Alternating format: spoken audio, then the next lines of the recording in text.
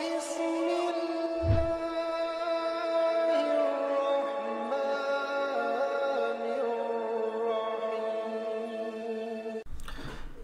الله والصلاة والسلام على رسول الله وعلى آله الطاهرين أما بعد اللهم اشرح لي صدري ويسر لي أمري واحلل عقدة من لساني يفقه قولي. Donc comme vous le savez actuellement, il y a des événements au Soudan et la question est de savoir est-ce que les événements qui se déroulent au Soudan sont des événements eschatologiques? Est-ce que le prophète aurait parlé par exemple du Soudan? C'est ce qu'on va voir, Inch'Allah, dans cette vidéo qu'on va décrypter.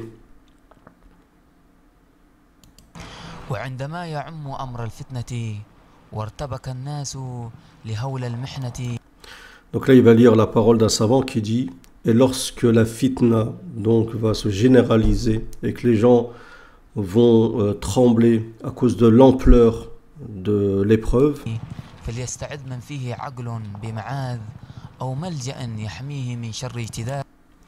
et donc qu'une personne donc celui qui a toute sa raison, qu'il se refuge, qu'il va dans un refuge, qu'il se protège ou qu'il se protège auprès de quelconque protection, auprès de quelqu'un qui peut le protéger du mal, de l'éradication. D'accord, ce sera tellement la fitna, c'est ça. Les guerres, les batailles, les grandes subversions, mais une personne, il faut qui a toute sa raison, il faut qu'elle s'en protège.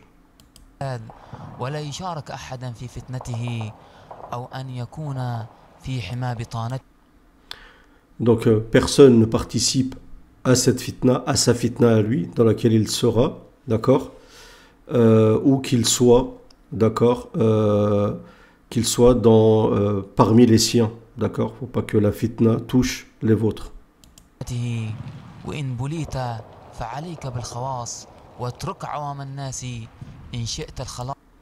Mais si tu es éprouvé, d'accord, donc ça veut dire va avec les tiens et délaisse la masse des gens si tu désires être sauvé.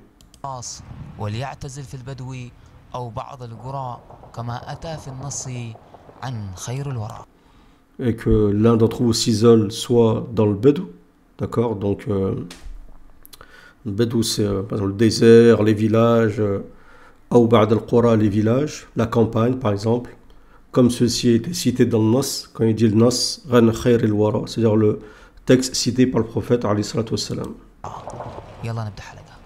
Donc il dit commençons la halaqa, donc la vidéo.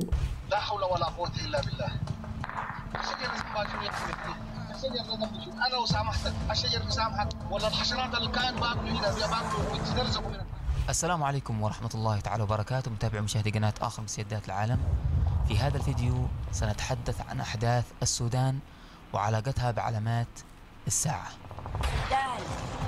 Donc on va parler du Soudan et le lien avec l'eschatologie, la fin des temps. Et bien sûr, je vais décrypter, donner mon avis.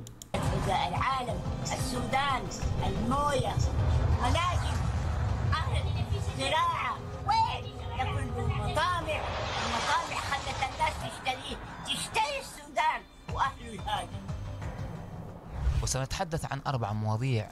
الموضوع الأول موقف الشعب السوداني من هذه الأحداث ووصايا الرسول آخر الزمان النبي محمد صلى الله عليه وسلم. الموضوع الثاني ما هي الأحاديث الواردة في آخر الزمان عن السودان. Donc il dit qu'on va commencer par dire ce que disent les gens du Soudan concernant le Soudan et les hadiths que le prophète a cités sur le Soudan. الحديث إذا خرجت السودان طلبت العرب ينكشفون حتى يلحقوا ببطن الأرض أو قال ببطن الأردن بينما هم كذلك إذ خرج السفياني. Donc ici, c'est une parole, donc apparemment c'est un hadith donc, que j'ai lu. Et personnellement, je ne suis pas apaisé sur ce hadith. Donc ici, c'est un hadith qui dit que le Soudan va sortir, d'accord. Donc c'est-à-dire que suite à une guerre, et ils vont demander, ils vont appeler les Arabes, sûrement soit pour les combattre, soit pour demander une aide. Et donc les Arabes vont comment dire, être dévoilés jusqu'à ce qu'ils vont se dissimuler à l'intérieur de la terre ou à l'intérieur de Al-Ordon. Ordon, c'est la Jordanie. Et lorsqu'ils sont ainsi, à ce moment-là sortira As-Sofiani. D'accord? Mais ça, c'est un long hadith en fait. Je vais voir s'il dit la suite. Ouais, normalement, il s'arrête. أو قال ببطن الأردن بينما هم كذلك إذ خرج السفياني أو حديث شرار السودان. Voilà, donc ce hadith, c'est un long hadith que j'ai lu, mais il y a beaucoup d'incohérences, notamment dans le fait, notamment deux grandes incohérences. Déjà, le début du hadith, il est un peu, au niveau de l'arabe, ça pose un problème au niveau de la compréhension. Et dans le hadith, il est dit déjà que un homme sortira avec la dabba, d'accord, conduira la dabba, il sortira du mashriq de l'Est, et c'est Shu'aib ibn Saleh. Or, on sait que Shu'aib ibn Saleh, c'est un compagnon du Mahdi. Comment expliquer que c'est un compagnon du Mahdi? En même temps, il est avec la dabba. Et la seconde ou la troisième incohérence, c'est le fait qu'il dit qu'il y aura le Mahdi qui va apparaître. Et quand ils ont demandé au prophète comment reconnaître le Mahdi, il a dit que c'est une personne qui sera de Kinana, une Ahl Kinana, et qui sera d'origine de Bani Israël. Et ceci est en totale contradiction avec les hadiths qui dit qu'il descend du prophète, de Ahl al-Bayt. Donc voilà, donc je pense que ce hadith, il est rapporté par Suyuti, comme il va le dire par la suite, et par Abu Amr ad-Dani. Donc moi personnellement, ce hadith, il me paraît vraiment, vraiment bizarre. الذين ينهبون ويغتصبون كمثل الحديث إن من شرار رقيقكم السودان إن جاعوا سرقوا وإن شبعوا زنوا. Après, là, il sera un autre hadith sur les gens du Soudan, les plus mauvais du Soudan. C'est ceux, quand ils ont faim, ben, ils vous volent, ou quand ils peuvent violer, ainsi de suite. Mais ça, c'est un hadith qui concerne à l'époque, quand les gens du Soudan étaient utilisés comme des servants à l'époque. Mais c'est plus d'actualité aujourd'hui. الموضوع الثالث ما قاله الإمام علي بن أبي طالب عن السودان في المخطوطة بحكم جديد في أرض الصعيد بالحرب الشديد وتمزيق الأبدان في قتل. Donc là, il dit, il y aurait une parole de Ali qui dirait avec une nouvelle gouvernance dans la terre de Saïd, je crois que Saïd, normalement c'est en Égypte, bil harb al-shadid, avec une guerre difficile, wa tamziq al-abdan, les corps vont être déchiquetés, fi qatli Malik al-Soudan, d'accord, dans le combat contre le roi du Soudan. Malik al-Soudan, qum ya sahib al-Khartoum. Donc lève-toi ô Sahib al-Khartoum. Donc vous voyez qu'à chaque fois il y a des nouveaux noms qui apparaissent. Sahib Masr, Sahib je sais pas quoi. Voilà. Et bon, dans l'absolu, c'est possible que parmi ces titres-là, il y en a qui sont véridiques, appuyés par des hadiths. Mais étant donné qu'on n'a pas, nous, la preuve de ceci, on ne peut pas. Tant que ce n'est pas authentique, on ne peut pas confirmer ni infirmer de manière absolue. C'est la politique qu'il faut appliquer par rapport à tous ces noms, comme le Sofiani, ainsi de suite. Donc lève-toi ô Sahib, le compagnon de Khartoum. Khartoum, donc c'est la ville, je crois la capitale du Soudan. Et fait la différence entre l'injuste et l'opprimé. Donc combat donc à l'aube. Et combat donc les kuffar. وفرق بين الظالم والمظلوم وحارب بالأسحار واقتل الكفار. السؤال من هو صاحب الخرطوم المذكور في أحاديث علامات الساعة؟ حين قال صاحب الخرطوم وهو صاحب الناقة الغراء وهو صاحب المهدي وناصر دين الإسلام وولي الله حقا فعند ذلك بايعون 80,000 أو 80,000 مقاتل بين فارس وراجل. Donc lui il dit c'est qui Sahib al-Khartoum. Donc là il a mis une information, je ne sais pas d'où les tirer, mais le compagnon de al-Khartoum, donc c'est Sahib al-Naqa al-Gharra, donc celui qui est accompagné d'une chamelle. Wa Sahib al-Mahdi, c'est le compagnon du Mahdi, et celui qui va défendre la religion, d'accord. Et c'est vraiment l'allié d'Allah Azza wa Jal, et 80 000 lui feront acte d'allégeance. Donc vous voyez encore un nouveau compagnon, il y a Sahib Masr, Sahib al-Khartoum, ainsi de suite. Ceci n'empêche pas le fait que c'est possible qu'il y ait un lien entre l'eschatologie et le Soudan, que vous le verrez par la suite. الموضوع الرابع ما قاله الشيخ حسن التهامي عن السودان إذا رأيت السودان. Donc là vous avez autre chose sur le Soudan d'actualité. Je voulais faire une vidéo à l'époque, bon, pas à l'époque mais il y a quelques jours. Je vous l'avais dit d'ailleurs, mais je ne l'ai pas faite la vidéo concernant Cheikh Touhami, qui est ce shir du Yémen que certains considèrent comme pouvant être le Mahdi. Il est issu d'un groupe qu'on appelle Ansar al-Mahdi. Pour la plupart, je pense que ce sont des Zaydites, d'accord, ou peut-être des gens sunnites d'origine zaydite. Mais en tout cas, il y a un lien fort qu'on ne peut pas nier entre ces gens-là et Ahl al-Bayt. Ils insistent énormément sur les riwayas de Ahl al-Bayt, ainsi de suite. C'est pas une mauvaise chose en soi, mais il faut juste s'assurer que ce soit authentique. Donc il dit qu'il a eu un ilham, une ilham. Il y a un lien aussi un peu avec le soufisme, ainsi de suite. Là encore une fois, on ne peut pas démentir l'ilham. Ibn Taymiyyah en parle. Pareil, les conditions, c'est que ça soit suite à des adorations et que ce n'est pas en contradiction avec le Coran et la Sunna. Donc un ilham, c'est une sorte d'inspiration de la part d'Allah Azza wa Jal sur quelque chose que vous sentez, un événement, ainsi de suite. Donc il y a une inspiration qui dit, alors peut-être c'est suite aussi à un rêve, hein, Allah alam, mais en tout cas il ne précise pas que c'est un rêve, et il dit إِذَا رَأَيْتَ السُّودَانَ قَدْ اخْضَبَّتْ وَخْضَلَّتْ فَالْأَمْرُ قَدْ بَدَى. Lorsque tu verras le Soudan, d'accord, donc être teinté de sang, et il y aura une mêlée à cause de la guerre, ainsi de suite, le sang coulera, sache que l'affaire, al-amru qad bada, c'est-à-dire que l'affaire commence, donc l'affaire, c'est en fait les grands signes de la fin des temps, d'accord, Mahdi, l'apparition du Mahdi, et ainsi de suite. Donc ça veut dire que le Soudan pourrait être le déclenchement de quelque chose.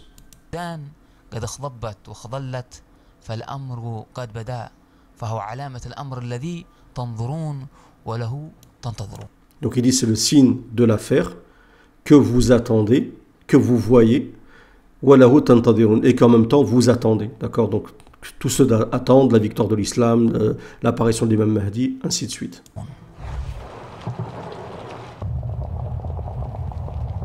الموضوع الأول موقف الشعب السوداني من هذه الأحداث ووصايا رسول آخر الزمان النبي محمد صلى الله عليه وسلم. قال الشيخ أبو بكر المشهور رحمه الله في كتابه التليد والتعرف وعندما يعم أمر الفتنة. Bon, ça on l'a lu au début, d'accord, d'après Abu Bakr al-Mashhour, ça on l'a lu au début, c'est pas la peine de le relire.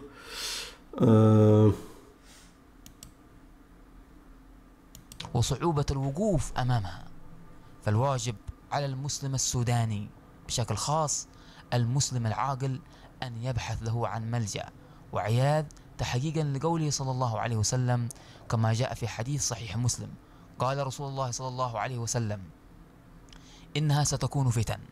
Donc là, il dit que quand il y a de grandes fitnas, comme ça se passe au Soudan, il faut absolument se protéger, d'accord, trouver un abri où se protéger, ou un protectorat.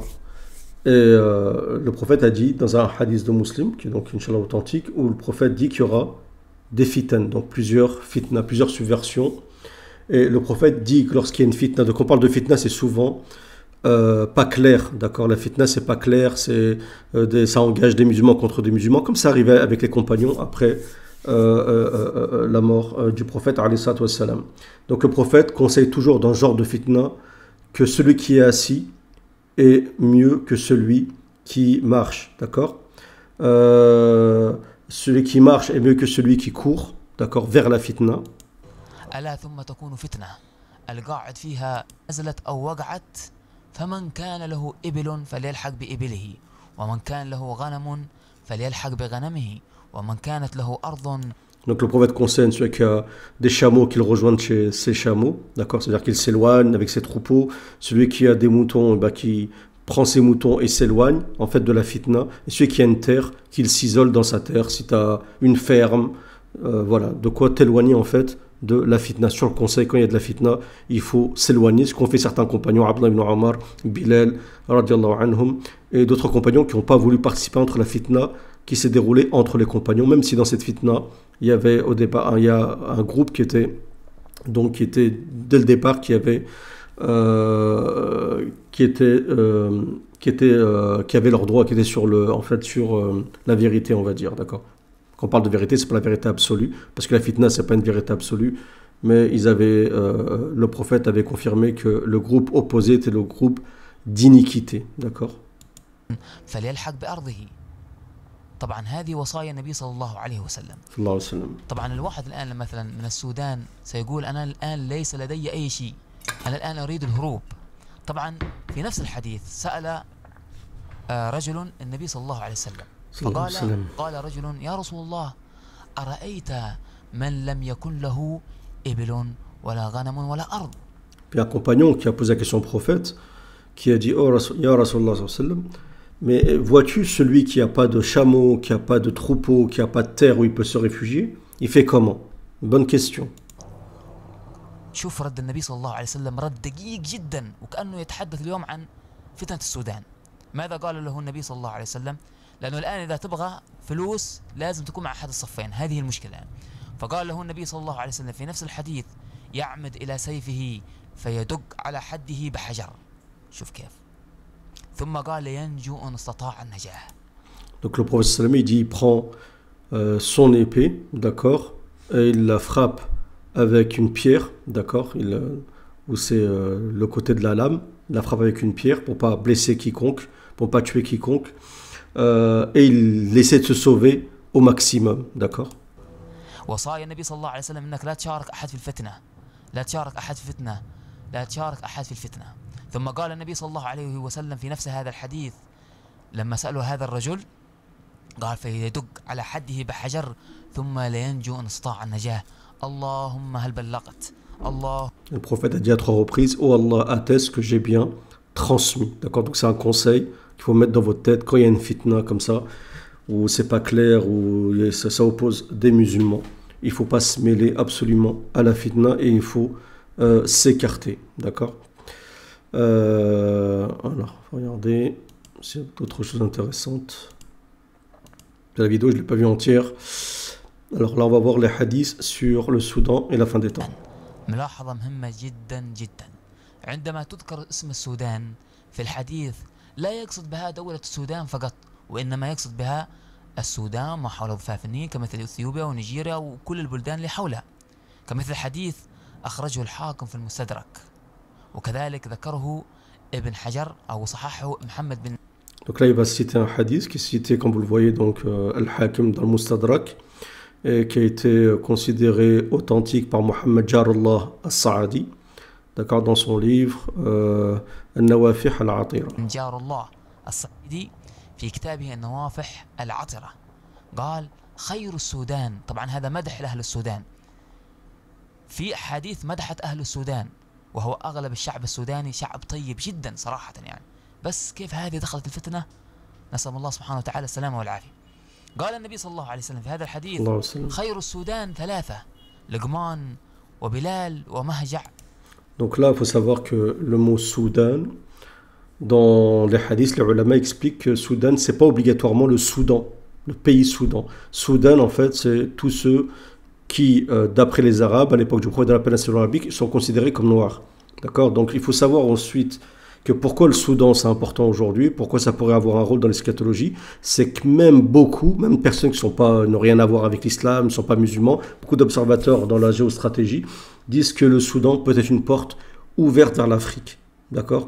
Donc ça peut toucher, en fait, ça peut embraser beaucoup de pays à travers le Tchad, le Niger, ainsi de suite, et rentrer en Afrique. C'est pour ça que, en fait, ce qui se passe au Soudan peut être un élément clé. Je vais en parler plus en détail sur Patreon, Inch'Allah, parce qu'en fait, c'est un lien aussi avec la Russie et la Chine qui commencent à poser leurs pions dans certains pays d'Afrique. Mais là, il faudrait rentrer dans les détails, regarder des vidéos et tout ça, mais ça, je vais le faire sur Patreon. Je vous invite d'ailleurs à me rejoindre sur Patreon pour profiter de ce futur décryptage, Inch'Allah Ta'ala. Donc, il faut savoir ce qui se passe au Soudan est stratégique, d'accord? Et c'est possible que, et je l'espère d'ailleurs, parce qu'en fait, dans ce monde, c'est...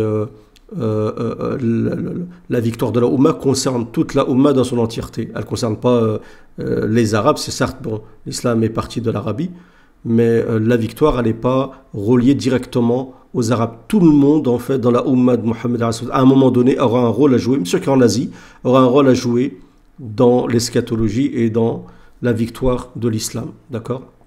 Donc l'islam récupère son statut, hein, et son prestige.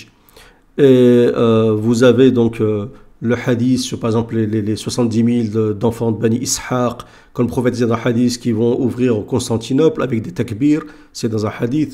Bon, les enfants d'Ishaq, eh ben, c'est Ézo et Yaqub, donc ça concerne tous ceux qui sont d'origine juive ou ceux qui sont chrétiens, d'accord, et qui seront convertis Et il y a d'autres hadiths qui rentrent un peu plus dans les détails quand il y aura la malhama, l'opposition entre la communauté musulmane et ceux qui seront en face. Ils réclameront, ils diront laissez-nous nous opposer à ceux qui vous avez pris de nous, à savoir les convertis, afin que nous les combattions. Et les musulmans, bien sûr, vont refuser et vont dire on n'acceptera pas vous toucher à nos frères. Donc, vous voyez que toutes les régions du monde, même en Europe, même en Occident, certains auront un rôle à jouer dans l'eschatologie.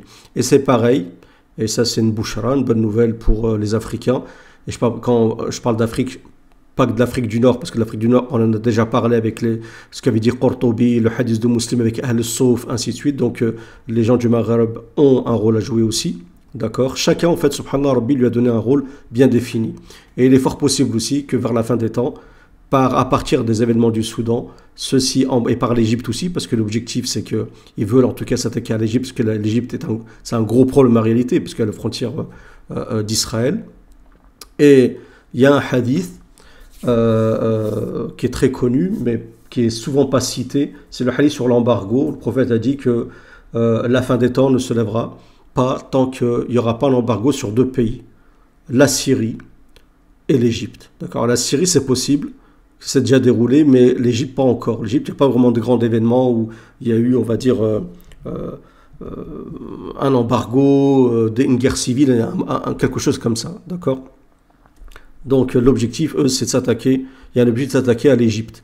Et l'Égypte, c'est une porte aussi à l'Afrique. Donc c'est possible que ça embrase ensuite toute l'Afrique, sachant aussi que déjà en Afrique, à la base, il y a déjà des problèmes au Sahel. D'accord. Il y a déjà des gens qui, comment dire,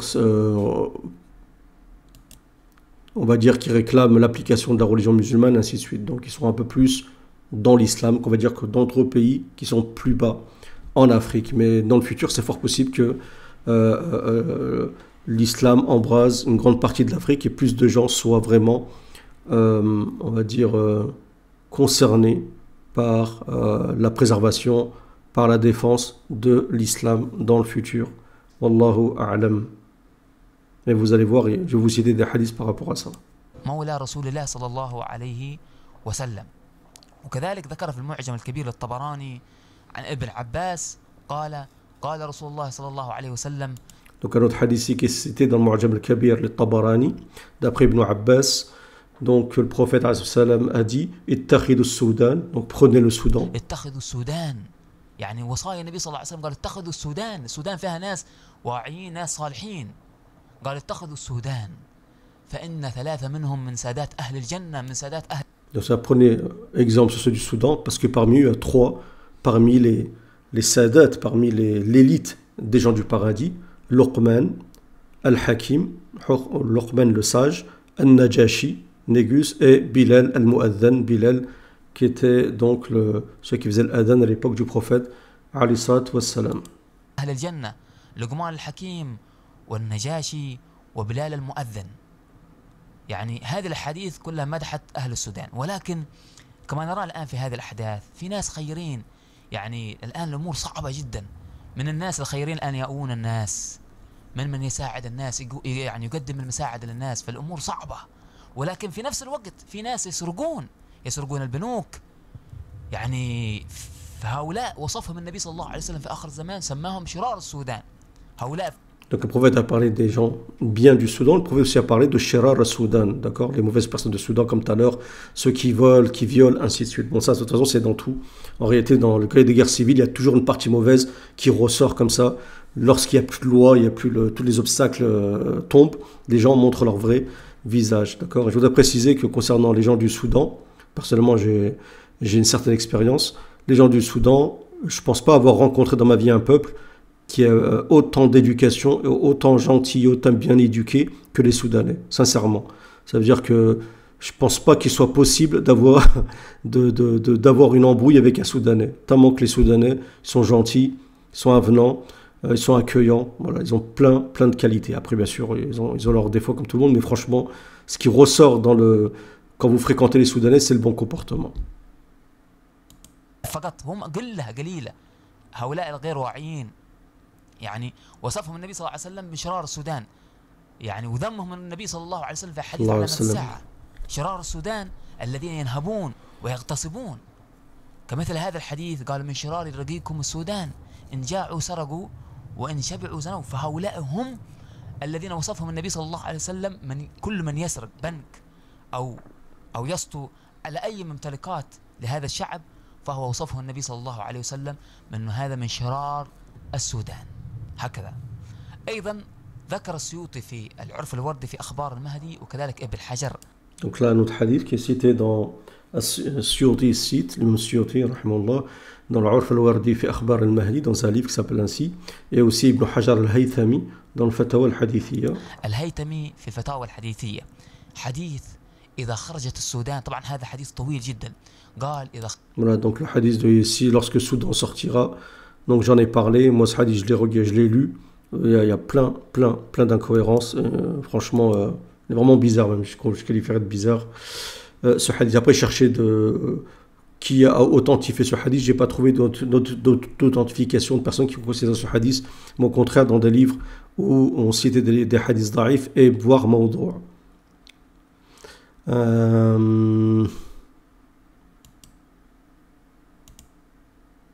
Donc moi je vais vous citer quelques hadiths pour finir la vidéo sur le Soudan.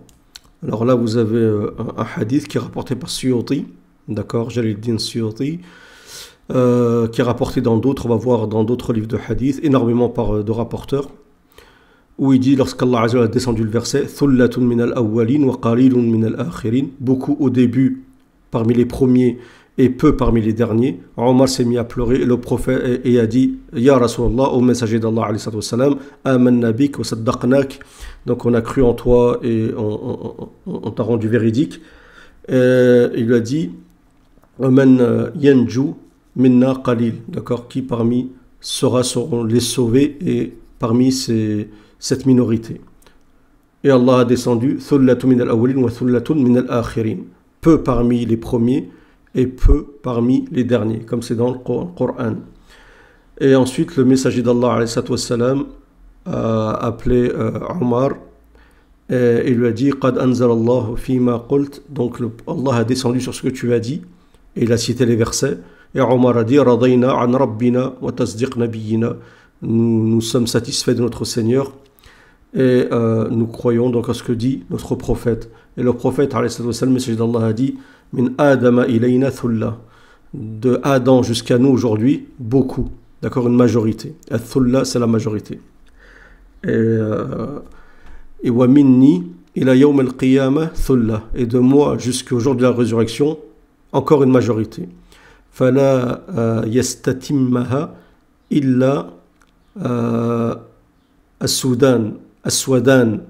Là ça dépend de comment on l'a écrit, moi j'ai lu as-Soudan, dans une autre version on verra, mais là c'est marqué as-Soudan min ru'at al-ibil mimman qala la ilaha illallah, d'accord, donc elle ne sera parachevée, cette minorité, que par des Aswadan ou As-Soudan. Et je vous ai dit que Soudan, les savants expliquent que Soudan c'est le Soudan, mais en même temps aussi, parce qu'à l'époque du prophète, eh ben, les Noirs d'Afrique étaient en contact avec le prophète, c'était ceux-là de la Corne de l'Est. Mais en fait, ça indique tous ceux qui sont d'origine d'Afrique, qui sont noirs de peau. D'accord?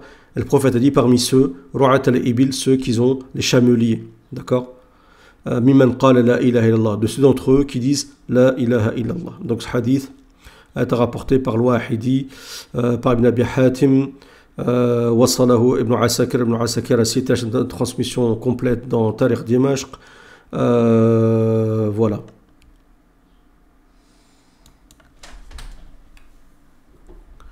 Ensuite, est-ce qu'il y a le hadith, il est là. Il est rapporté aussi par l'imam Ahmed, le même hadith avec une chaîne de transmission d'après Abu Huraira. Voilà. Lorsqu'il est descendu les versets, donc Thullatu min al-awwalin wa qalilun min al-akhirin, comme on a dit, avec ce qu'on a cité par rapport à Omar.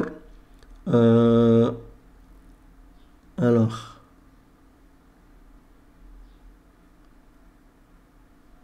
Voilà. Donc ici, il a dit, le prophète a dit, Ala wa inna min adam ilayya thulla, donc d'Adam jusqu'à moi, une minorité, une majorité, excusez-moi, wa ummati thulla, et ma communauté est une majorité, wa lan nastakmil thullatina hatta nasta'in bis Soudan. Et nous ne pourrons parachever cette majorité, donc de musulmans préserver, c'est-à-dire le noyau de l'islam, la umma, c'est clair, c'est comme ça. Nous pourrons le faire quand nous aidons des Soudan. D'accord. Min ru'at al-ibil, parmi les chameliers, mimman shahada an la ilaha illallah wahdahu la sharika lah, parmi ceux qui disent la ilaha illallah sans associer à Allah Azza wa Jal. Alors je ne sais pas si c'est ici qui précise, mais je sais que Soudan, les ulama précisent que Soudan, comme je vous ai dit, c'est pas uniquement Soudan, mais c'est aussi tous ceux qui sont. Alors peut-être que c'est où? Excusez-moi. Alors.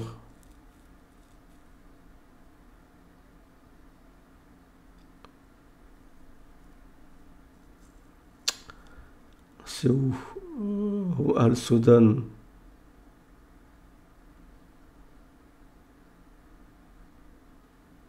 Excusez-moi, il faut que je retrouve, appuie sur pause.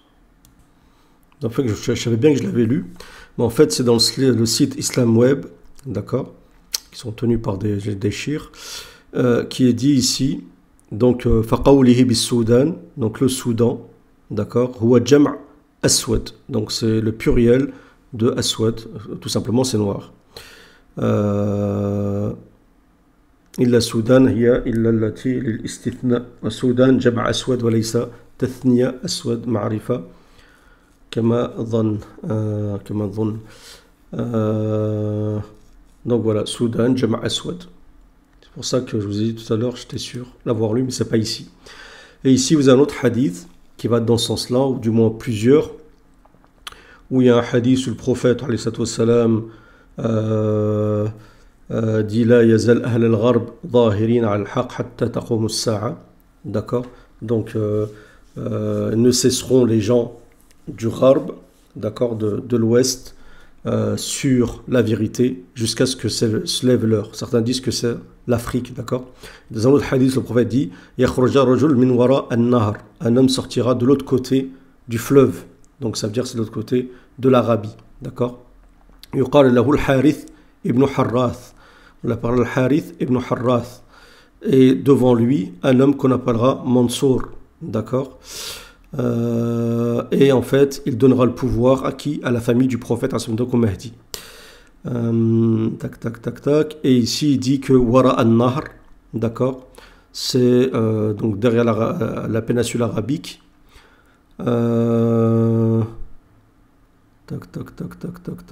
Donc voilà, c'est de l'autre côté. Il dit que c'est le Nil.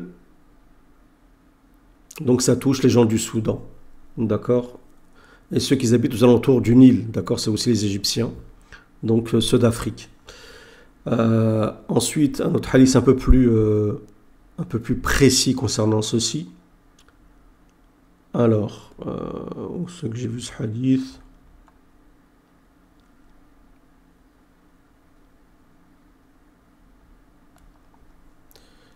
Alors, il est où le hadith? Voilà, le prophète dans un hadith Tabarani, le prophète dit innama yujaddidu hada ad-din, d'accord, donc ce din sera réformé, renouvelé, akhir az-zaman, vers la fin des temps, as-soud al-ja'd, d'accord, donc la personne noire, ja'd avec les ja'd, je crois que c'est les cheveux crépus, les cheveux, voilà, les cheveux secs, quoi, comme des cheveux d'Africains tout simplement.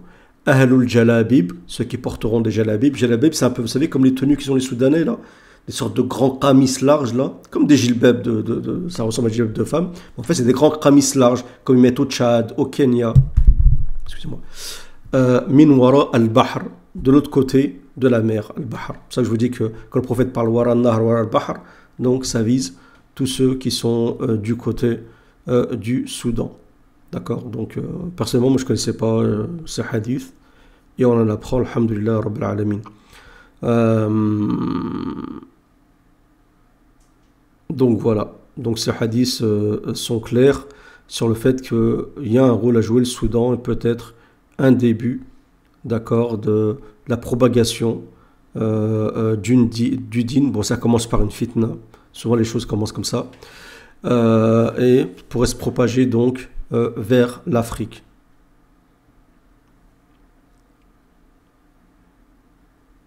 Et donc quand on dit en plus, quand on sait déjà que ceux d'Afrique du Nord ont un rôle à jouer et qui sont déjà cités dans un autre hadith, ben on sait que ça comprend donc une grande partie de l'Afrique. C'est peut-être pour ça que les Chinois et les Russes commencent à mettre leurs pions de manière vraiment réelle, hein, c'est concrète, hein, avec Wagner pour les Russes, avec les Chinois là-bas qui envoient des formateurs, ainsi de suite. Ça va vraiment loin.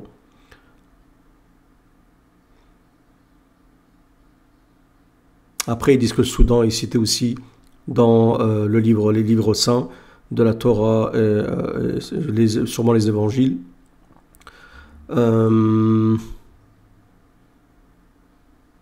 Donc voilà.